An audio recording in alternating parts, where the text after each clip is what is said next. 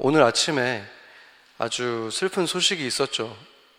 사실은 어제 오후에도 이미 엘파소라는 곳에서 월마트에서 정말 무작위로 그 총을 난사해서 많은 사람들이 죽고 다치는 일이 있어서 우리를 충격에 빠뜨렸는데, 그 일이 있은 지 14시간 만에 또 오늘 새벽에 또 다른 장소 데이톤이라는 곳에서 또 10명 정도가 죽고 또 많은 사람들이 사상을 당한 똑같은 방식으로 그 무작위로 총을 쏴서 사람들이 많이 죽게 됐습니다. 그 모든 분들이 그냥 숫자만 보면 몇 명이다 몇 명이다 이렇게 뉴스에서 말하지만 사실은 누군가의 아들들이고 딸들이고 또 어머니고 아버지이지 않습니까? 그래서 그분들을 위로해 주시고 또 특별히 가족들, 남은 가족들을 위로해 주시기를 같이 잠깐 묵도하면서 기도하겠습니다.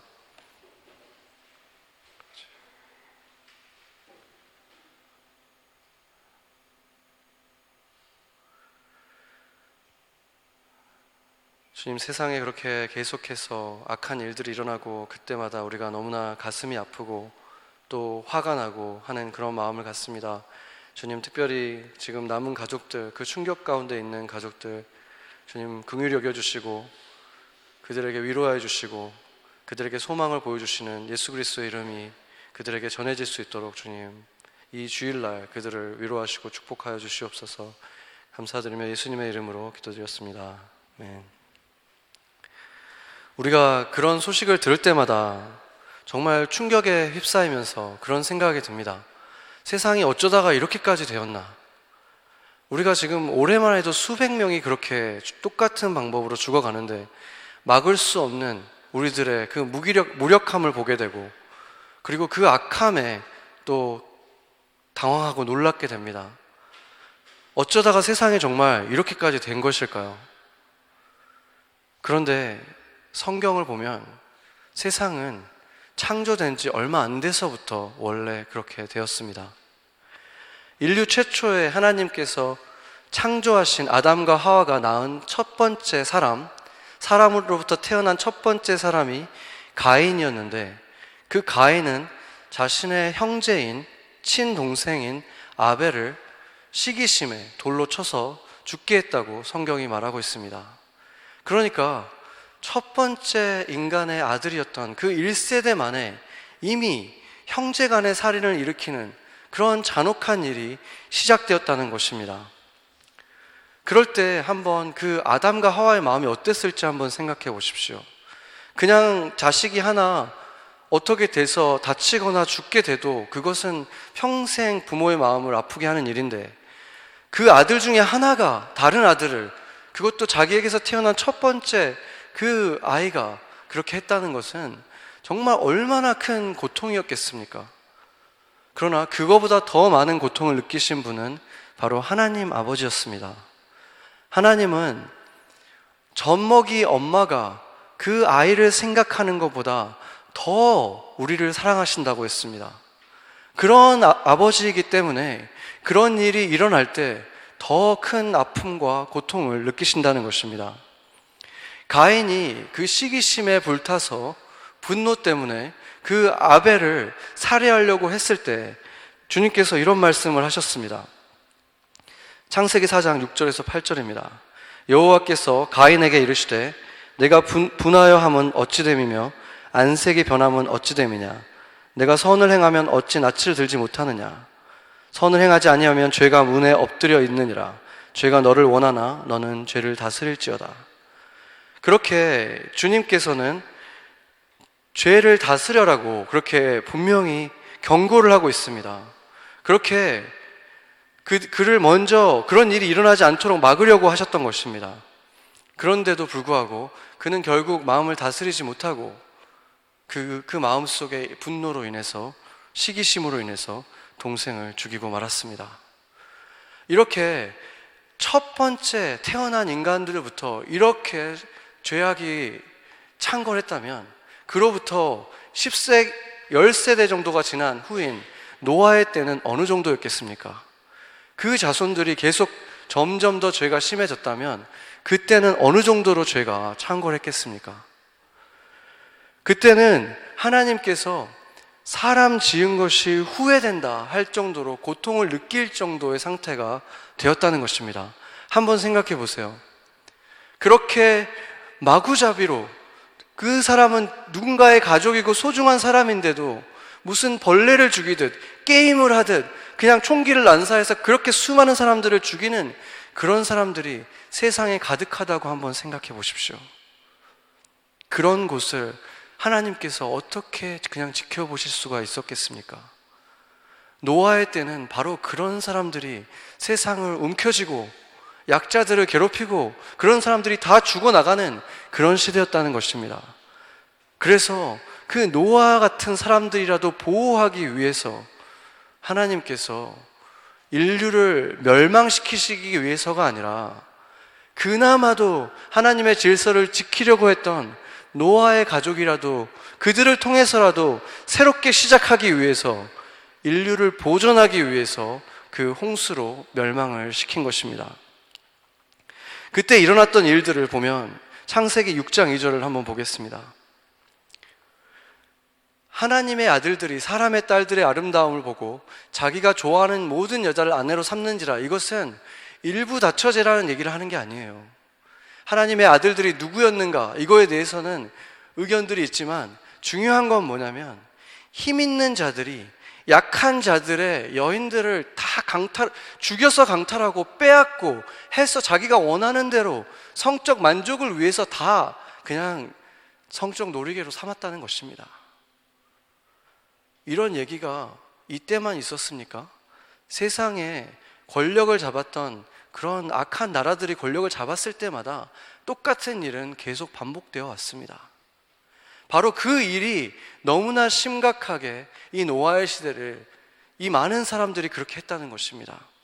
바로 그것이 하나님이 볼 때 더 이상 견딜 수 없는 수준까지 이르렀다는 것입니다.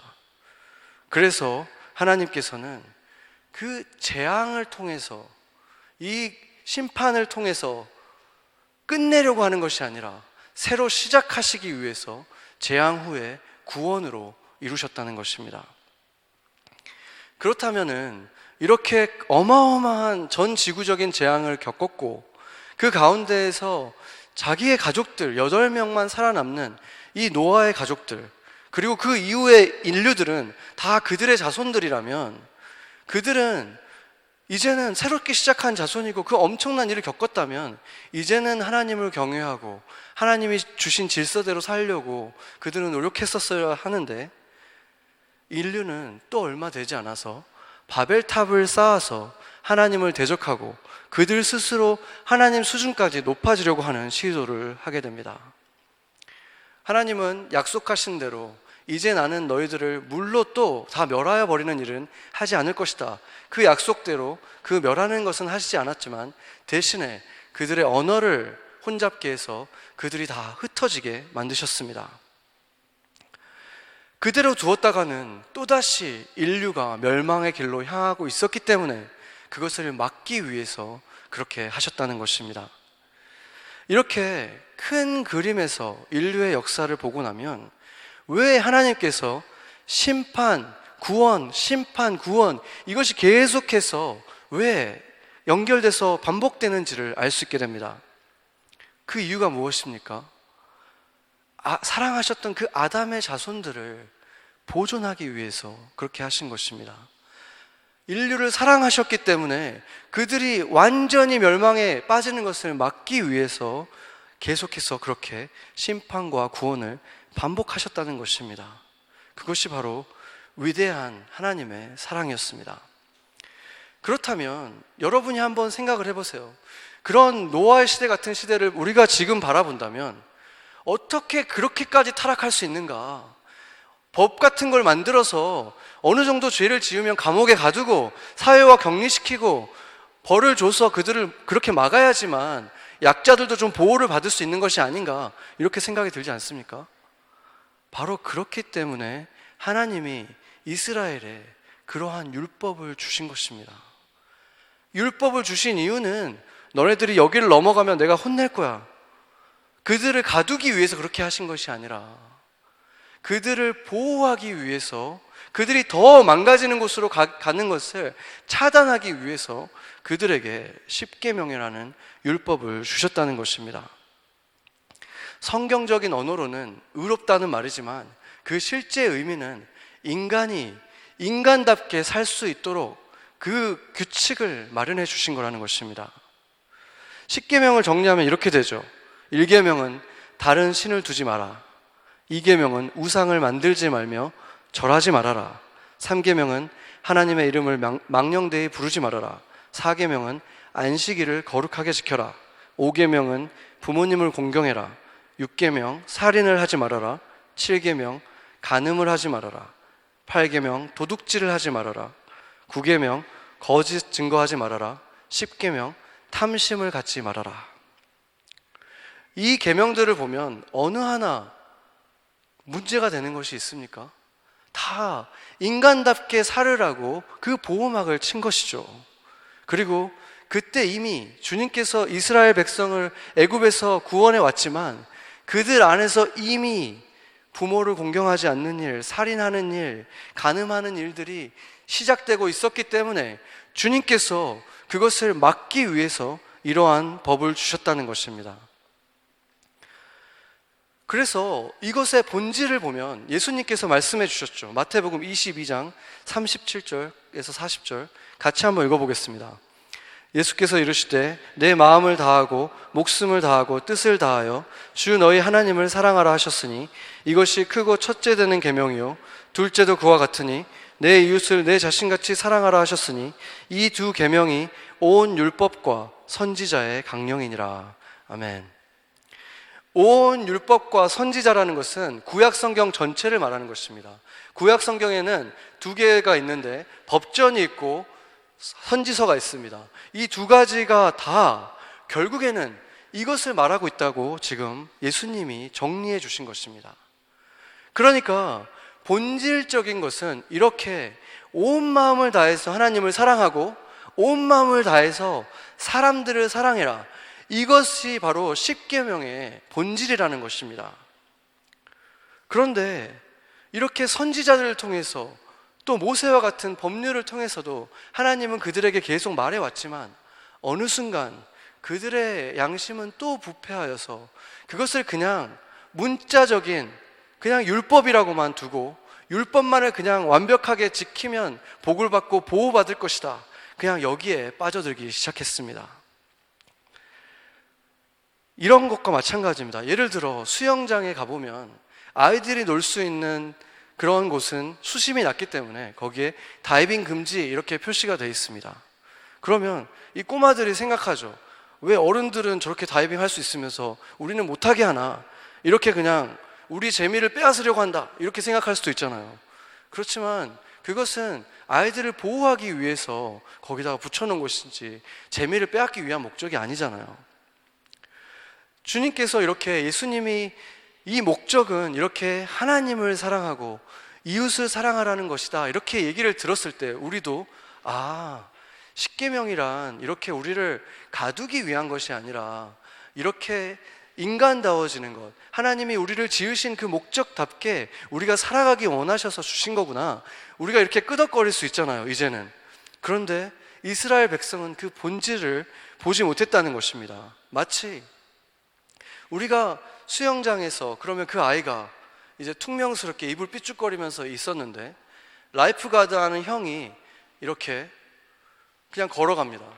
앞에 걸어가서 물어봐요. 그 아이가 이제 그 형한테 형, 왜 우리는 다이빙 못하게 하는 거예요? 이렇게 만약에 물어본다고 해보세요. 그러면 그 형이 얘기해 주겠죠. 여기는 수심이 너무 낮아서 너희가 다이빙 하다가 잘못하면 머리가 이 땅에 부딪혀서 크게 다칠 수가 있어서 못하게 하는 거야. 이렇게 얘기를 듣는다면 그 아이가 어리다고 해도 물론 불만은 여전히 남아있겠죠. 놀고 싶으니까. 그렇지만 조금은 수긍하고 고개를 끄덕거릴 수 있을 것입니다. 그런데 이스라엘은 그렇게 하나님에게 물어보고 소통하는 그런 신앙을 갖고 있지 못했다는 것입니다. 그냥 하나님을 마치 그 수영장 옆에 붙어있는 경고판 정도로 생각했다는 거예요. 그들을 그냥 바울이 하나님을 법조문으로 이스라엘 사람들이 그냥 생각했다라는 것은 바로 그런 의미입니다.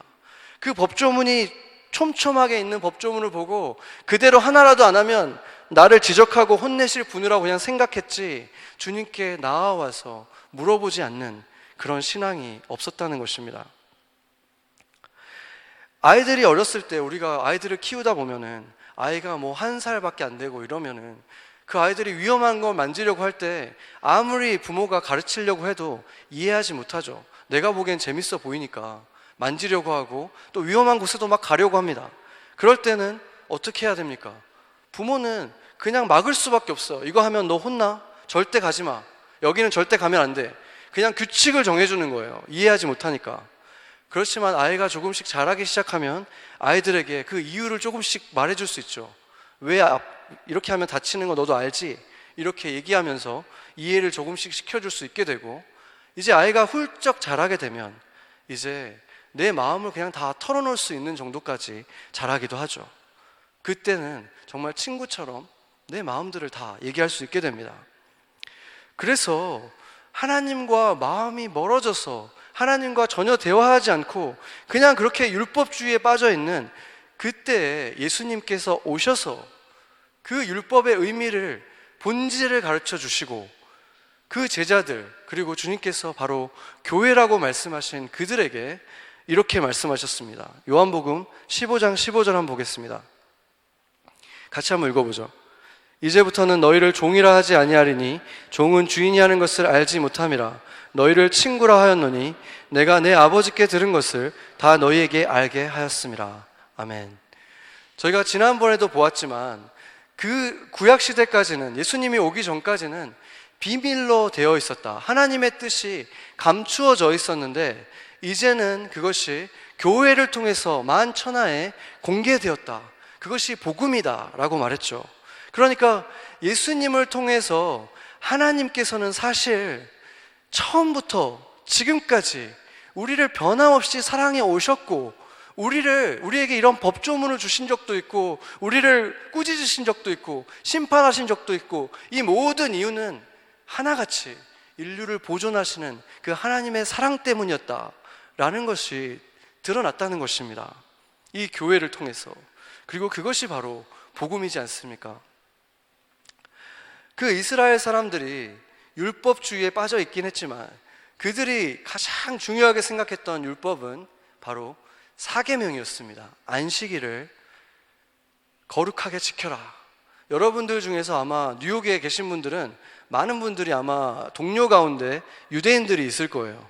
그 유대인들이 다른 건 다 뭐 전혀 신앙인 같이 살지 않지만 금요일 되면 퇴근 하나는 진짜 일찍 하잖아요.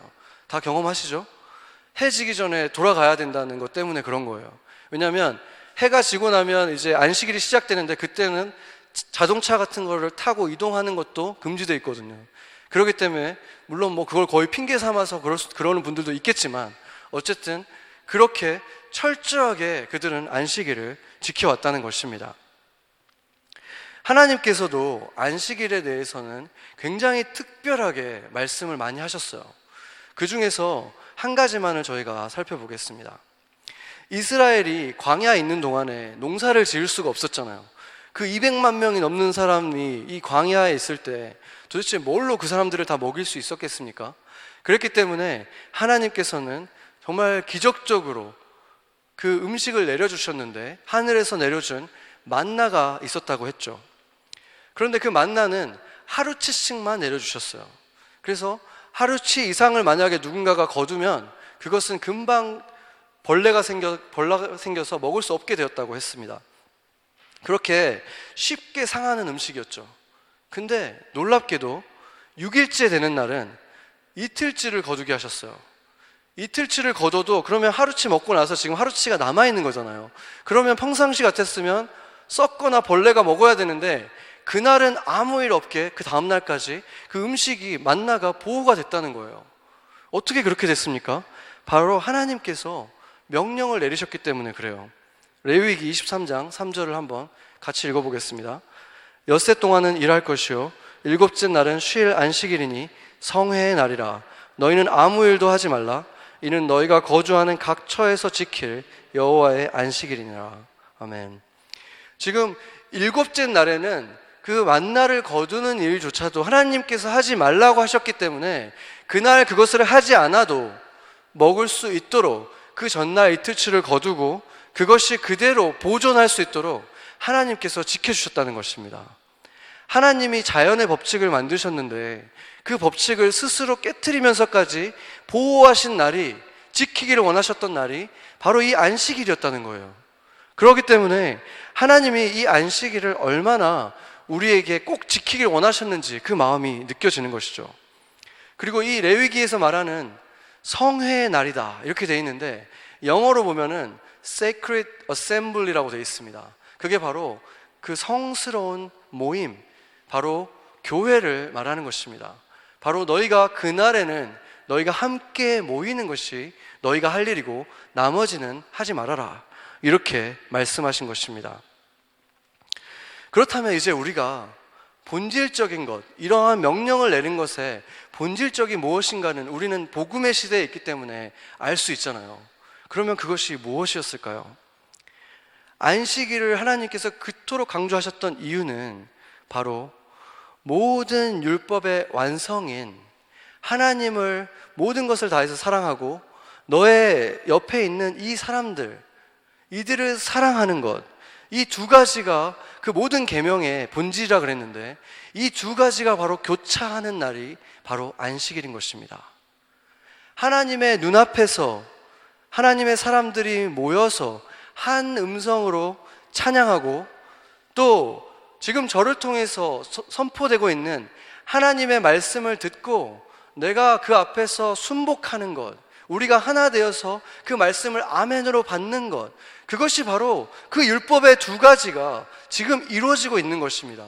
이날에 바로 지금 이 순간에 바로 이루어지기 때문에 하나님께서 바로 이 주일을 기뻐하시고 원하신다는 것입니다. 이것은 마치 우리가 명절날이 되면 부모님 집에 자식들이 손주들의 손을 잡고 찾아가잖아요. 그러면 그 전날부터 부모님들은 설레는 마음으로 그 아이들을 볼 생각에 기쁨으로 설레하며 기다립니다. 바로 하나님의 마음이 그런 것입니다. 하나님의 사랑하는 아들, 딸들이 이렇게 손에 손잡고 다 함께 모여서 하나님을 예배하기 위해서, 서로 사랑하기 위해서 모일 때 그것보다 하나님을 더 기쁘게 하는 일이 어디에 있겠습니까? 바로 그것 때문에 주님께서 이 주일을 그렇게 기뻐하시고 강조하신 것입니다. 이것은 단지 하나님의 기쁨만을 위해서 만드신 것이 아니죠. 예수님이 뭐라고 하셨는지 한번 들어보겠습니다. 안식일에 대해서 마가복음 2장 27절입니다. 같이 한번 읽어보겠습니다. 또 이르시되 안식일이 사람을 위하여 있는 것이요 사람이 안식일을 위하여 있는 것이 아니니. 아멘. 하나님께서 안식일을 그토록 중요하게 여기시고 정말로 무서운 벌을 약속하면서까지 경고하면서 꼭 지키라고 하신 이유가 우리한테 유익이 되기 때문이라고 지금 말하고 있는 거예요. 우리에게 좋기 때문에 내가 이렇게 너희에게 강하게 지키라고 말하고 있는 것이다. 그 말은 결국에는 십계명, 심판, 그 모든 것들이 결국에는 너희들을 위해서 내가 해온 것이다 라는 이 말을 하는 것입니다.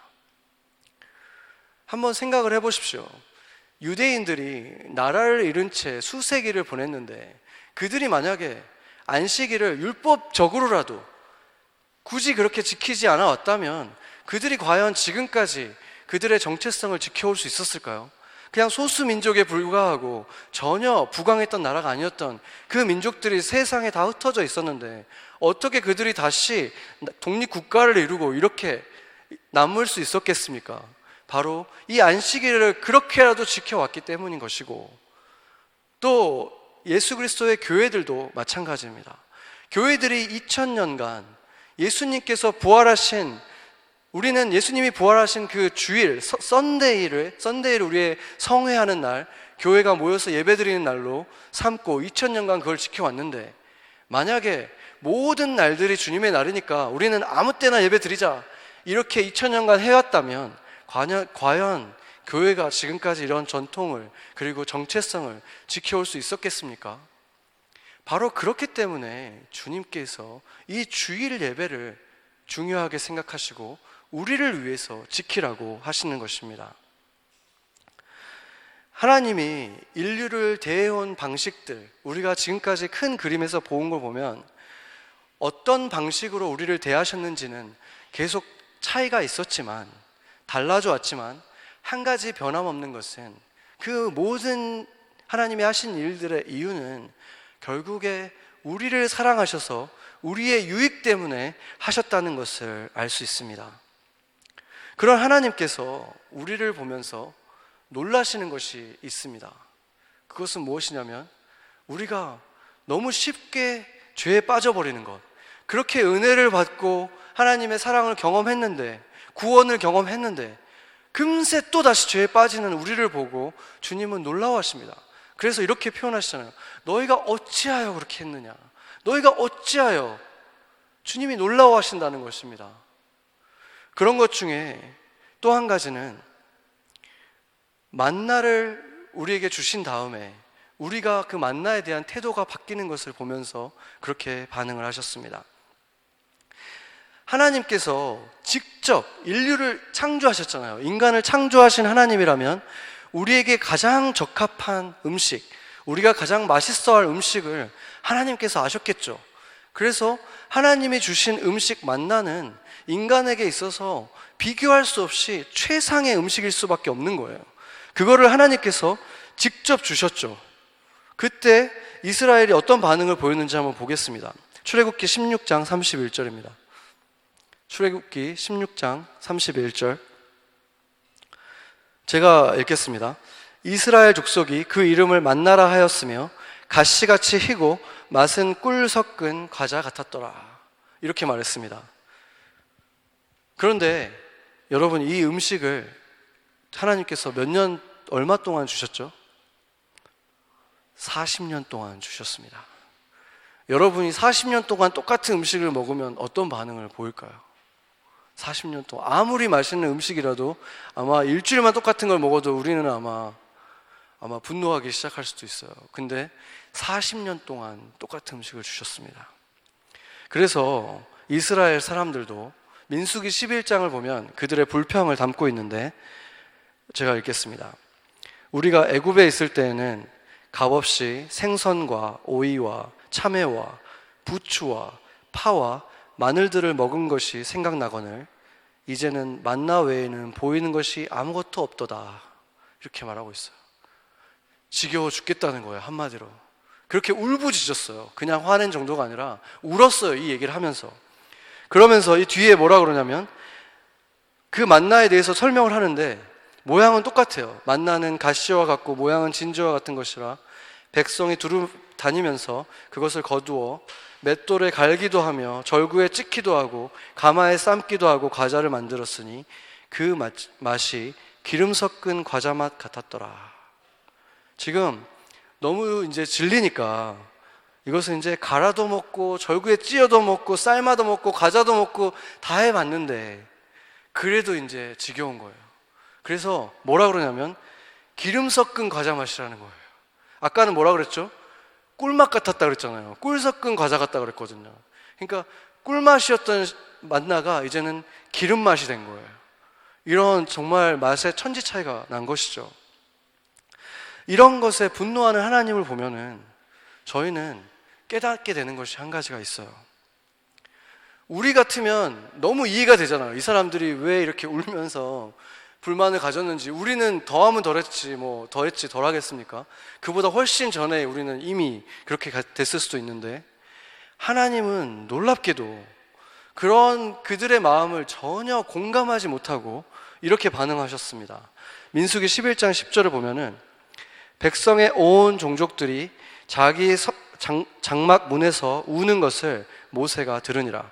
이러므로 여호와의 진노가 심히 크고 모세도 기뻐하지 아니하여, 이렇게 말하는데, 그러니까 장막에서 지금 이렇게 울부짖고 있는 거예요. 도저히 못 먹겠습니다. 이제 이렇게 만나 그만 주세요. 이렇게 울부짖으니까 여호와가 진노가 심했다고 말하잖아요.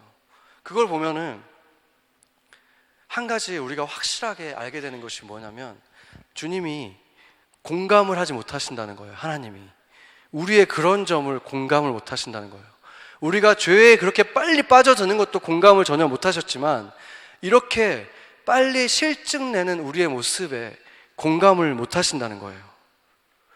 어떻게 보면 지금 이 모습에서 하나님이 얼마나 순박한지 느껴지지 않습니까? 40년 동안 주는데 질리지 않을 거라고 생각한다는 게 이해가 안 되잖아요, 우리는. 근데 하나님은 우리의 모습이 이상한 거예요. 갸웃거려지는 거예요. 그것은 하나님은 인간과 달리 그 사랑이 쉽게 식어지지도 않고 어떤 사람을 계속 만난다고 해서 질리지도 않는 분이라는 것입니다. 항상 변함없는 분이라는 말입니다. 우리는 무엇에도 쉽게 질리는 사람들이죠. 아무리 좋은 것도 그것을 좀 가지고 있다 보면 한 3주만 가지고 있으면 그냥 귀하게 여기던 것도 더 이상 귀하게 여기지 않는 그러한 것들이 우리 사람의 모습인데, 그것은 하나님의 형상이 아니라 죄 때문에 일어나는, 우리의 인간에게 일어나는 일일 뿐 하나님은 조금도 실증을 느끼는 분이 아니라는 말입니다. 그래서 하나님은 태초에 남자 하나, 그냥 여자 하나 만드셨어요. 그들이 영원히 살도록, 영원히 짝으로 살도록 만드셨잖아요. 평생 둘이 바라보면서 사랑해도 질리지 않게 하나님은 그렇게 만드셨다는 거예요. 그게 하나님의 형상이었어요. 그런데 인간이 죄를 짓자마자부터 바로 그것이 무너진 것입니다. 그래서 불과 수세대 지났을 때, 노아의 시대가 되었을 때는 이미 자기가 원하는 대로 그냥 다 취했다, 그런 신실함이 완전히 사라졌다는 것입니다.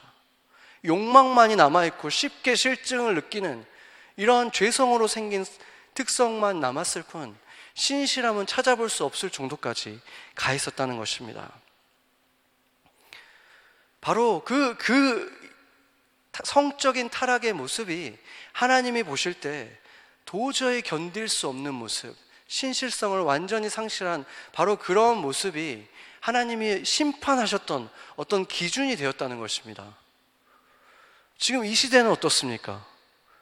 이 시대는 물론 결혼하고 능력 있는 사람들이 결혼도 많이 하고 이혼도 많이 하고 이런 일들도 많지만, 그렇지 않더라도 결혼을 안 한 상태에서 그런 일들을 충분히, 얼마나 남자뿐만 아니라 여자들도 똑같이 그렇게 하지 않습니까? 그런 모습을 볼 때 하나님이 견딜 수 없는 고통과 모욕감을 느끼게 됩니다. 하나님의 아들, 딸들이기 때문에 그런 거예요. 하나님은 그들에 대한 사랑이 변함이 없는데 그렇게 쉽게 변하고 버리고 상처 주고 정말 죽음까지 이르게 하는 그런 일들이 하나님께는 견딜 수 없는 고통인 것입니다. 그래서 하나님은 지금도 오래 참고 계신 것입니다. 그것이 아무렇지도 않기 때문에 있는 것이 아니라 오래 참고 계시다는 사실을 우리가 기억해야 할 것입니다. 하나님께서 그 만나를 그렇게 40년간 주시는 모습, 정말 어떻게 보면 너무나 순박하고 순수한 그 모습을 볼 때 우리는 그냥 그 한 단어를 기억해야 되는 것입니다. 하나님은 신실하신 분이다. 질리고 실증나는 거에 반대말이 바로 신실이고, 하나님은 신실하시다고 성경이 말하고 있죠. 그런데 우리 인간에게도 보면 신실함이 남아있는 사랑의 모습이 하나가 있습니다. 바로 모성애 같은 것입니다. 부모의 사랑. 부모는 자식을 아무리 봐도 질리지 않아요. 오히려 저도 두 아이가 있는데 그 아이들을 보고 있으면 그런 생각이 들 때가 많아요. 아이들을 보고 있는데 그리워져요. 그 아이의 어제가 그리워지고, 그 아이의 한 달 전의 모습이 그리워지고, 1년 전에 그 아이의 모습을 그리워해요. 그 아이를 지금 눈앞에서 보면서도. 그렇게 부모는 아이들을 그렇게 사랑하죠. 바로 하나님이 우리를 볼 때도 그렇다는 것입니다.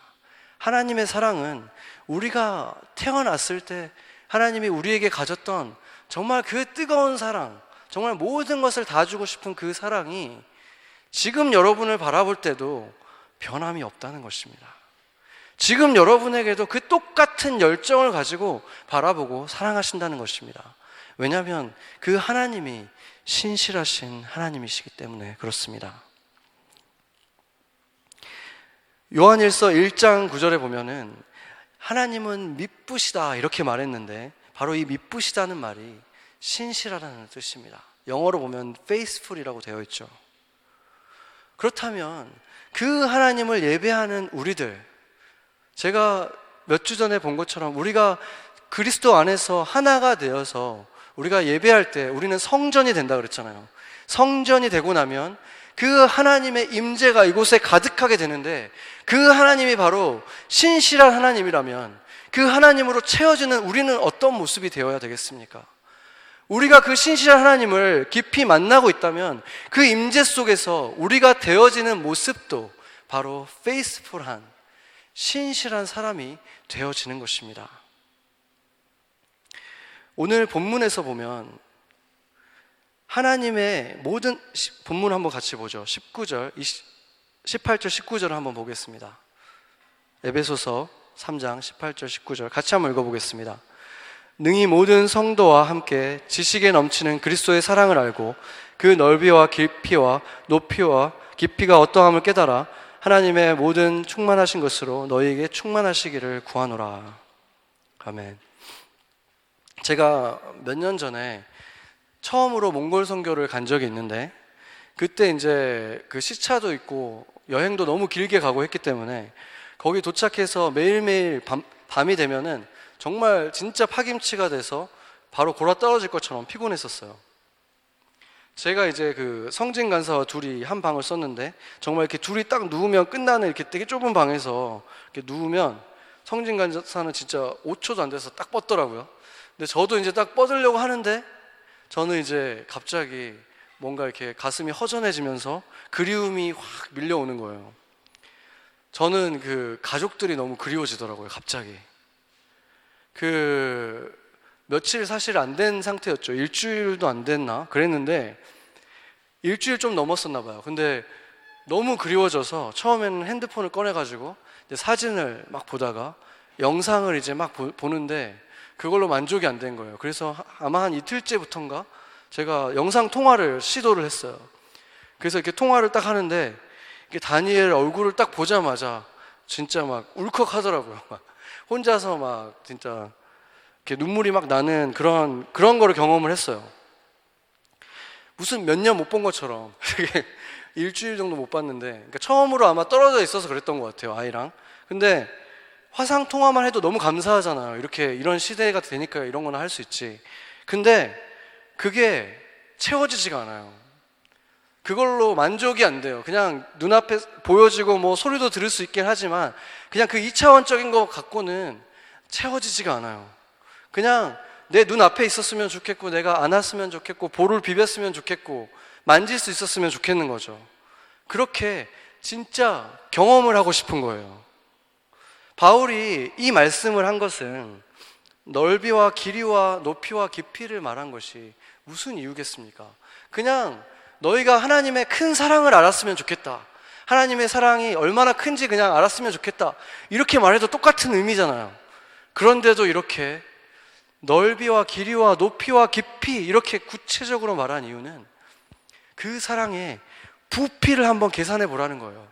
이걸 알면 그냥 대략 이 정도지, 크기가 이 정도야, 하나님은 나를 그냥 이렇게 그냥 크게 사랑하는 것 같아, 그냥 대략적으로 그냥 그렇게 가늠만 하고 있지 말고 그것이 얼마나 큰지 한번 정말 계산을 해보라는 것입니다. 매절을 한번 해보라는 거예요.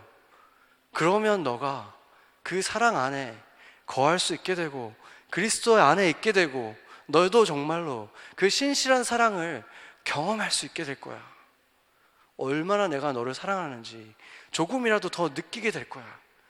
우리가 아무리 정확하게 모든 조건들, 내가 지금까지 하나님에게 받았던 사랑들, 그 넓이, 그 길이, 높이, 이걸 다 집어넣어가지고 부피를 만든다고 해도 우리가 볼 수 있는 것은 정말 그 해변 속에 하나의 모래알 정도밖에 알지 못하는 거지만, 그거라도 너희가 신실하게 분명하게 깨닫고 있기를 원한다. 이렇게 말씀하시는 것입니다.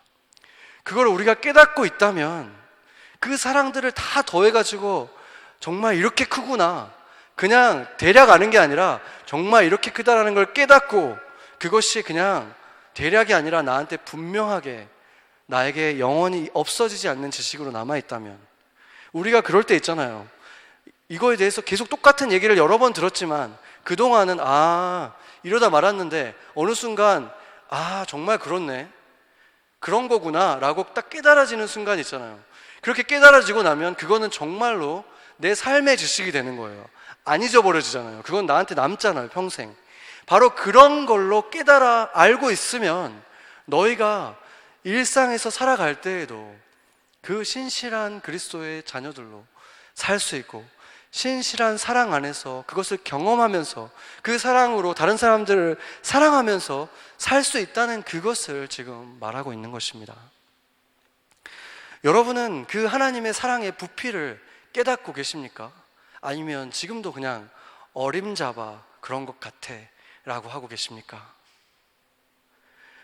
우리가 이것을 알고 나면, 하나님이 어떤 분이었는지를 깨닫고 나면, 그 안식일이라는 것이 이스라엘 백성들한테 처음으로 주어진 게 아니었어요.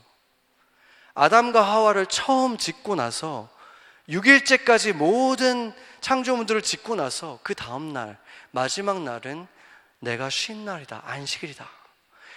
최초부터 하나님은 그 안식일을 기억하고 있었고 기억하기를 원하셨다는 거예요. 그 신실하신 하나님을 한번 생각해 보세요. 태초부터 지금까지 똑같이 월요일이 있고 화요일이 있고 금요일이 있고 토요일이 있고 주일이 있다면, 그 하나님, 그 신실하신 하나님을 우리가 안다면, 우리가 때로는 하나님이 멀리 있는 것 같고 하나님의 사랑을 잘 못 느낄 때가 있고 어떨 때는 조금 더 많이 느낄 때가 있지만, 그것은 그냥 우리가 느끼는 느낌의 차이일 뿐, 하나님의 그 사랑은 단 한 번도 변한 적이 없었다는 증거가 되지 않습니까? 그 신실하신 하나님의 사랑을 우리가 깨닫는다면, 우리가 느꼈던 가장 큰 그 하나님의 사랑, 그 부피가 조금도 쪼그라든 적이 없었다는 것입니다. 우리가 어떻게 느낌의 차이였을 뿐 그 부피는 단 한 번도 줄어든 적이 없었다. 이것을 우리가 기억해야 한다는 것입니다. 지난 10년간 제가 이 교회에 있으면서 저 자신을 비롯해서 얼마나 많은 사람들이 변덕장이었다가 신실한 사람으로 변해갔는지, 정말로 많은 가벼움들이 그들의 삶에 많이 있었던 사람들이었는데 어느 순간 정말 믿을 만한 사람, 정말 트러스트워디한 사람으로, 페이스풀한 사람으로 변해갔는지를 볼 수 있었습니다. 지금 이곳에 있는 분들도 있고 한국에 돌아간 분들도 있지만 우리들이 다 증인이지 않습니까? 여러분이 증인이지 않습니까? 교회가 이렇게 하나님의 임재를 경험하면 할수록 그분이 신실하시기 때문에 그 신실한 사람으로 우리는 채워져 가고 변화되어 가는 것입니다. 하나님이 그것은 영원히 이 주의를 지키는 것이 영원한 규례다라고 말했던 것을 기억하십시오. 이 주의를 목숨처럼 생각하고 그냥 율법 때문이 아니라 하나님이 얼마나 기뻐하는 날인지를 기억하고, 내가 나의 유익이 되기 때문에 하나님이 오라고 하신 것을 기억하고 신실하게 이 예배를 참여할 때 우리 또한 그렇게 신실한 사람으로 계속 바뀌어가는 것은 너무나 당연한 것입니다. 그리고 이 안식일의 또 하나의 축복은, 안식일이 태초부터 지금까지 매주 변함없이 돌아왔던 것처럼 안식일이 되면 우리는 또 한 번의 기회를 얻게 되는 것입니다. 내 사랑이 식어졌다면, 내가 지금 무언가의 실증을 느끼는 상태가 되었다면, 바로 오늘 이 안식일에 하루를 천년처럼 쓸 수 있는 그 주님 앞에서 우리는 지금 이 순간에 예배 속에서 채워지고 변화를 받을 수 있는 그 기회를 다시 한번 얻는 것입니다. 바로 그것이 지금 이 순간이고 바로 오늘입니다. 같이 기도하시겠습니다.